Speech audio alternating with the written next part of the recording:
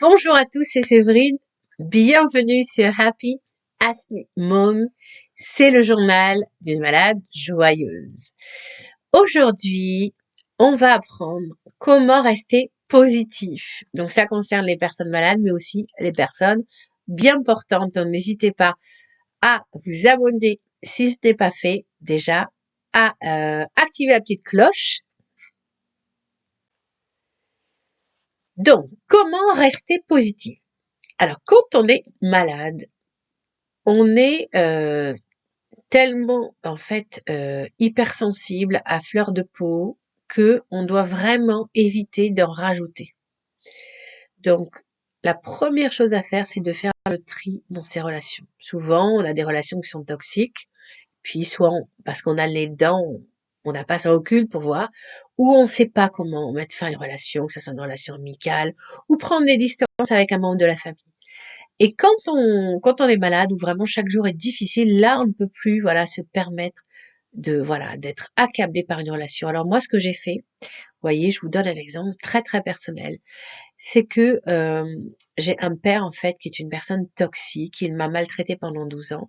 Mais il a fallu que je tombe malade pour qu'enfin j'ose, mettre fin à cette relation parce que voilà, ce n'était plus possible pour moi de continuer comme ça, avoir quelqu'un qui quelque part, continuait toujours à me rabaisser et donc j'ai mis fin à la relation avec mon père et ça m'a permis vraiment de me sentir renaître. Voilà. Donc oser mettre fin à une relation quand vous voyez qu'on peut plus rien en tirer, que la personne n'évolue pas. Mon père, ça fait 50 ans, voilà que non, peut-être 40 ans, voilà que qu'il était comme ça avec moi, qu'il n'a jamais voulu me changer, ni même me demander pardon pour tout le mal qu'il m'a fait. Moi, je lui ai pardonné, hein, mais c'est une chose, voilà, de pardonner, et c'est une chose de rester dans une relation où la personne continue à vous faire du mal. Donc, vraiment, mettez fin aux relations toxiques. Allez-y. Le plus dur, c'est de faire le premier pas et après, vous sentirez beaucoup mieux. Deuxième chose importante, attention à ce que vous mettez sous vos yeux. Moi, je ne regarde plus les infos. Les infos, c'est anxiogène. En plus, en ce moment, il y a des guerres de partout. Donc, c'est vraiment, on est hypersensible. Donc, si en plus, on doit déjà se gérer soi-même, gérer ses émotions, voilà, gérer sa maladie, gérer ses propres souffrances. Et si on doit avoir le nez dans les souffrances des autres, contre lesquelles souvent on ne peut strictement rien, ça va ne faire que nous miner. Donc, ne regardez plus les infos. Moi, c'est un conseil que je vous donne. Et si vraiment vous tenez à vous informer, faites-le sur une base assez, on va dire légère, par exemple, une fois tous les 15 jours, une fois par mois, ça suffira largement. Donc, les deux premiers conseils, c'était éviter les choses négatives. Maintenant, pour rester positif, on va incorporer, un peu comme une petite recette, des belles choses dans sa vie. Choisissez, voilà, des personnes qui sont positives et lumineuses. Vraiment, vous verrez que ces personnes vous remonteront le moral.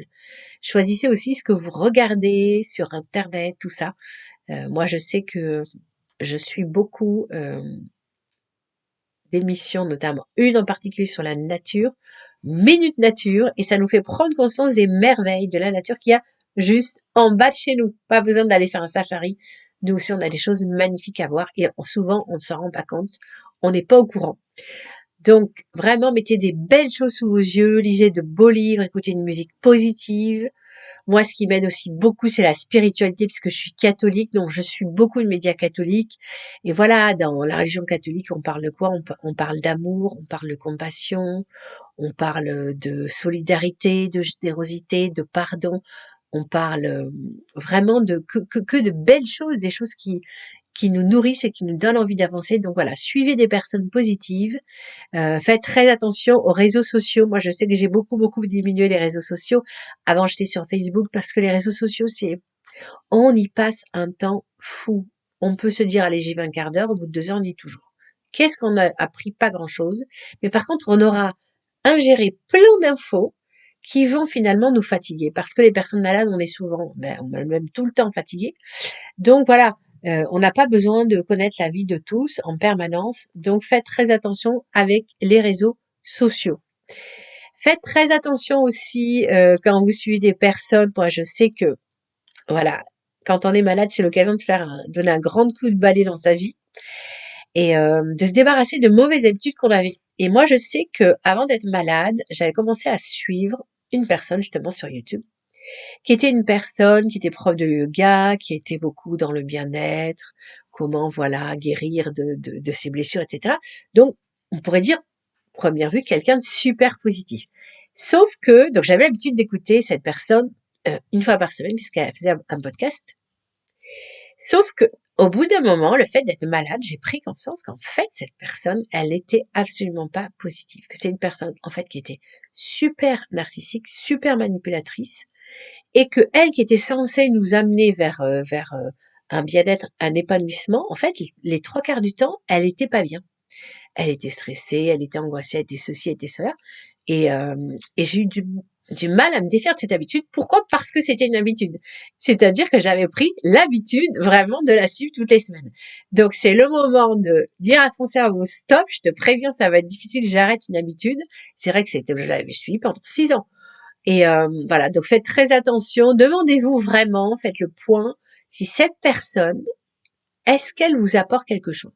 Moi, je crois qu'on peut pas réellement se fier à des personnes qui, pour soi-disant vous aider à avancer, ne se fondent que sur elles-mêmes. Vous voyez ce que je veux dire? Il n'y a aucun être humain qui est meilleur qu'un autre, en fait. On a tous nos défauts.